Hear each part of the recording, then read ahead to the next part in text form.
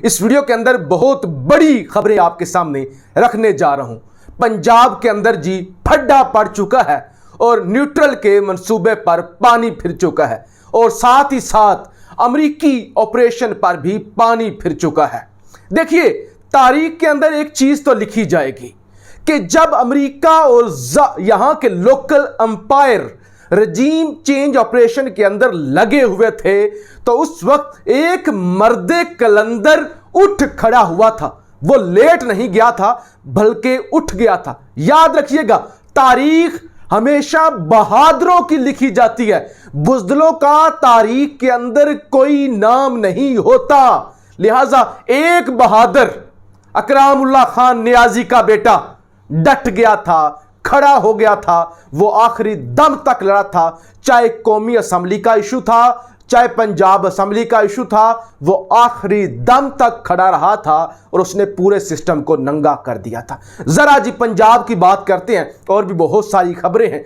पंजाब के अंदर जी तीसरा शरीफ फैमिली की जानब से जब दरखास्त गई, अर्जी गई जजों के सामने, तो जजेस ने एक फैसला किया। उन्होंने कहा जी हमजा से हलफ आज दिन 11:30 बजे स्पीकर कौमी असम्बली लेगा। अब ये आइन और कानून के सरहन खिलाफ है ये फैसला, यानी आइन के अंदर है ही नहीं। यानी 2022 के अंदर अमेरिका की मदद से पाकिस्तान के अंदर दूसरा आइन लिखने की कोशिश की जा रही है, जहां अमेरिका जो कहेगा वो हो जाएगा। आइन के अंदर नहीं लिखा हुआ तो क्या है, कानून नहीं है तो क्या है, शरीफ माफिया के लिए आइन और कानून बन जाएगा। 3 खबरें बड़ी जल्दी के साथ आपके सामने रख दो पंजाब के हवाले से। सबसे पहले तो पीटीआई ने इस फैसले को चैलेंज कर दिया है। पीटीआई के वकील हैं अजहर सदीक साहब, उन्होंने इस फैसले को चैलेंज कर दिया है। उन्होंने कहा कि आपने बाईपास करने की कोशिश की है गवर्नर को और सदर को, इसके अलावा तो किसी तीसरे के पास ये इख्तियारात ही नहीं है कि वो हमजा शहबाज से हल्फ ले।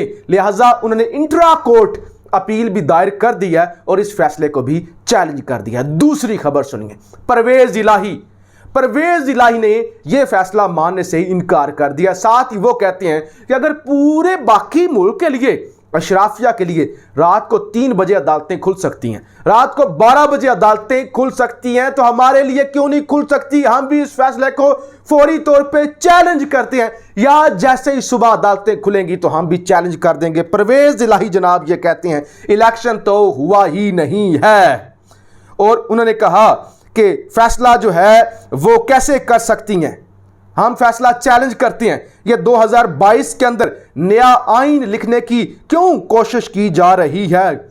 और साथ ही परवेज इलाही कहते हैं स्पीकर कौमी असम्बली किस फोरम पर जाके हल्फ लेगा, सड़क पर खड़ा होकर हल्फ लेगा, सड़क पर खड़ा होके। इसके लिए तो गवर्नर हाउस होता है। लिहाजा क्या शरीफ माफिया के लिए उनके घर में जाके हल्फ लिया जाएगा या सड़क पर लिया जाएगा। साथ ही वो ये बात करते हैं 26 मुनहर्रिफीन हैं जिनके हवाले से आगाज होना है कार्रवाई का 6 मई से। लिहाजा जब वो 26 निकल जाएंगे, हमजा के पास तो अक्सरियत ही नहीं रहेगी, तो लिहाजा फिर हमजा के पास अक्सरियत नहीं होगी तो वो कैसा वजीर आला होगा। अच्छा जी, और परवेज इलाही ने यह कहा है कि सदर और गवर्नर को बाईपास करने की कोशिश की जा रही है, माइनस करने की कोशिश की जा रही है, अपनी पसंद का आइन बनाया जा रहा है जिसके खिलाफ हम जिहाद करते हैं। तीसरी और सबसे बड़ी खबर पंजाब के हवाले से खुदारा सुनिएगा। अच्छा जी, साथ ही गवर्नर पंजाब ने भी जी आईनी माहिरीन बुलाए हैं, इनवाइट किए हैं। 3 ऑप्शन पर गौर हो रहा है। पहला ऑप्शन यह है क्योंकि उस्मान बुज़दार का इस्तीफा गवर्नर तक नहीं पहुंचा, तो नंबर 1 उस इस्तीफा क्योंकि नहीं पहुंचा तो लिहाजा उस्मान बुज़दार को बहाल कर दिया जाए। यानी उस्मान बुज़दार फुल फ्लेज पंजाब के वजीर आला अभी तक हैं, क्योंकि हलफ वो जो इस्तीफा था वो पहुंचा ही नहीं है, तो लिहाजा इस्तीफा मंजूर ही नहीं हुआ। नंबर 1। नंबर 2 जनाब, नंबर 2 सुनिएगा। नंबर 2 ये है कि गवर्नर जो है, गवर्नर इस इलेक्शन के दोबारा इलेक्शन का हुक्म दे सकते हैं। गवर्नर के पास इख्तियार है, वो कहते हैं मैं सेटिस्फाई नहीं हुआ, इलेक्शन तो ठीक हुआ ही नहीं है।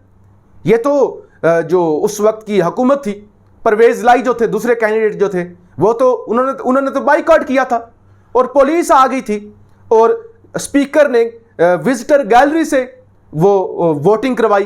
तो मुझे कबूल नहीं है, मैं सेटिस्फाई नहीं हूं, लिहाजा वो सेटिस्फाई नहीं है तो दोबारा इलेक्शन होगा और दोबारा इलेक्शन टाला जाएगा, थोड़ा लेट किया जाएगा, तब तक मुनहर्रिफीन का फैसला आ चुका होगा। नंबर 3, इंट्रा कोर्ट अपील कर दी जाए, इसके खिलाफ अपील की जाए और गवर्नर के इख्तियारात को आपने चैलेंज किया है, तो लिहाजा मुल्क के अंदर सदर रखने की जरूरत ही क्या है?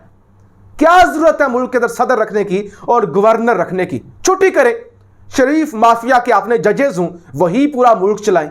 यानी पहले तो कहते थे ना कि मार्शल लॉ यानी फौज आ जाए और कंट्रोल संभाले, आप कहते हैं जुडिशल मार्शल लॉ, जुडिशल कू, यानी आप अदालतें कू करें, अब अदालतें हुक्मरानी उनकी हो और वो जो चाहें आइन को भी ना पढ़े, कुछ भी ना पढ़े और वो फैसला दे दें।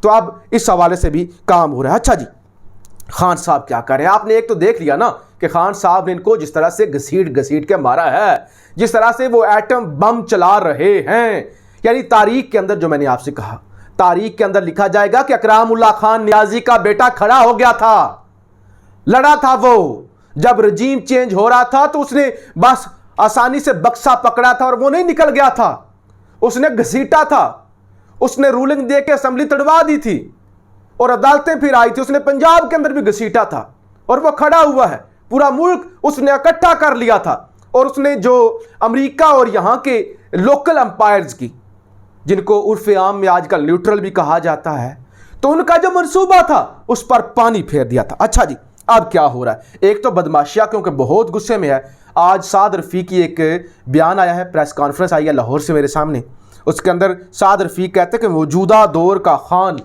ये जो इमरान खान है, ये मौजूदा दौर का अबू जहल है। यानी ये इमरान खान को अबू जहल कह रहे हैं कि ये अबू जहल है, ये मुनाफिक है, इसका किसी चीज पे ईमान नहीं है। जब इस मुल्क के अंदर किसी को आप अबू जहल कहना शुरू कर दें और आपके खिलाफ जब नारे लगे मदीने के अंदर और वो आपको चीज बुरी लगे, जब आप कुरान की आयात का मजाक उड़ाना शुरू कर दें, जब आप हर मामले में मजहब का इस्तेमाल करें, किसी को आप अबू जहल कहें, किसी को आप कुछ कहें, तो आपको लोग क्या कहेंगे? ये किस तरफ आप लेके जा रहे हैं? यानी आपकी जबान गंद से भरी हुई है, आपके मुंह से, पूरी नून लीग से मुंह से कोई जबान से अच्छा लफ्ज ही नहीं निकलता। अब मुझे ये बताएं, पीटीआई वाले ये जब लफ्ज सुनेंगे उन पर क्या गुजरेगी? आप तशद्दुद को हवा दे रहे हैं ना, आप सारी हदें पार कर रहे हैं ना इस मुल्क के अंदर तबाही लाने की। आप हर हद तक गिर रहे हैं जहां तक आप गिर सकते हैं, क्योंकि लोगों ने आपको रिजेक्ट कर दिया है। और आपको तो खाना रसूल, अल्लाह के घर, रसूल अल्लाह के रोजे पर भी इज्जत नहीं मिली। मेरा सर तो शर्म से झुक गया कि वहां तुर्की का सदर रजब तैयब एर्दोगान आया हुआ है, उसको वेलकम करने के लिए, प्रोटोकॉल देने के लिए मोहम्मद बिन सलमान आगे है। यहां पे हमारा वजीर आजम, इस्लामी जमहूरिया, इस्लामी एटमी मुल्क का वजीर आजम पहुंचा हुआ है। उन्होंने कहा जाओ जद्दा के गवर्नर को जाके ले आओ, और उन्होंने वो 2 टके का क्या होता है जो नेशनल सिक्योरिटी एडवाइजर होता है, जैसे हमारे मोईद यूसुफ साहब थे, उनको भेजा कि जाओ जाके शहबाज को ले आओ। तो हद है। आप जी खान ने जी तबले जंग बजा दिया है। एक तो खान साहब ने अरशद शरीफ को इंटरव्यू दिया है, उसकी रिकॉर्डिंग अभी नहीं सामने आई, डिटेल सामने नहीं आई, वो भी आपके सामने रखूंगा। खान ने जी कहा है कि हम जिहाद करेंगे, हमने जबान से शरीफ फैमिली के खिलाफ जिहाद करनी है। मैं चैलेंज करता हूं, 20 लाख लोग लेकर आऊंगा, बच्चे को हमने तैयार करना है और वाइट पेपर मैं लेकर आ रहा हूं। यानी खान साहब ये कहते हैं कि अब होगी जंग, अब होगी जिहाद, जबान से हम जिहाद करेंगे और हम शरीफ माफिया को एक्सपोज करेंगे। इस मुल्क के अंदर अब जनाब आप तसादम और हर तरह की इल्जामात और भोंडी हरकतें, बदनामी, जाली केसेस, अब आप वही कुछ देखेंगे। लेकिन मैं जिस चीज पे खुश हूं ना कि खान झुका नहीं है, सरेंडर नहीं किया। बड़े सगीर के अंदर कम से कम एक लीडर तो आया ना। छोड़ दे, हार जीत का फैसला तारीख करती है, मैं और आप नहीं करते, ये याद रख लें। लेकिन एक तारीख के अंदर लिखा तो जाएगा ना कि बड़े सगीर के अंदर इकराम उल्लाह खान नियाजी के बेटे ने नथ डाल दी थी। पाकिस्तान जिंदाबाद।